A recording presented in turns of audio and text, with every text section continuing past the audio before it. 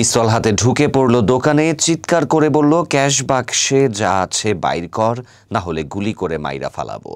শুনতে সিনেমার ডায়লগ মনে হলেও ঘটনাটি একেবারেই বাস্তব। এবার এমনই এক অদ্ভুত ও উদ্বেগজনক ঘটনা ঘটেছে ময়মনসিংহের ভালুকায়। শুক্রবার সকাল 10টার দিকে ভালুকার জামির দিয়ার বাদশা টেক্সটাইল মিল গেট সংলগ্ন একটি ইলেকট্রনিক দোকানে এই ঘটনা ঘটে। জানা গেছে, আচমকা ক্রেতা বেশে ওই দোকানে পিস্তল নিয়ে ঢুকে পড়ে দুই কিশোর। তাদের একজনের বয়স 16, অন্যজনের 17। দোকানের মালিক মেহেদি হাসান জানিয়েছেন, হঠাৎ করে দুজন ঢুকে পড়ে, কোমর থেকে পিস্তল বের করে টেবিলে রাখে।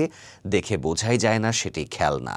এরপর দোকানের গ্লাসে লাথি মেরে হুমকি দিতে শুরু করে। জীবন নিয়ে তখন সত্যিই শঙ্কায় পড়ে যায়।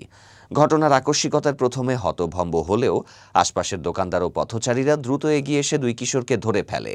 পরে খবর পেয়ে ঘটনাস্থলে আসে সেনাবাহিনী ও পুলিশ। উদ্ধার করা হয় ভয় দেখানো খেলনা পিস্তলটি। পুলিশ জানিয়েছে, দুই কিশোর গফরগাঁওয়ের বাসিন্দা। তারা জানিয়েছে, একটি খেলনা পিস্তল পেয়েছিল স্থানীয় এক ডাকাতের কাছ থেকে। তাকে ধরার চেষ্টা চলছে।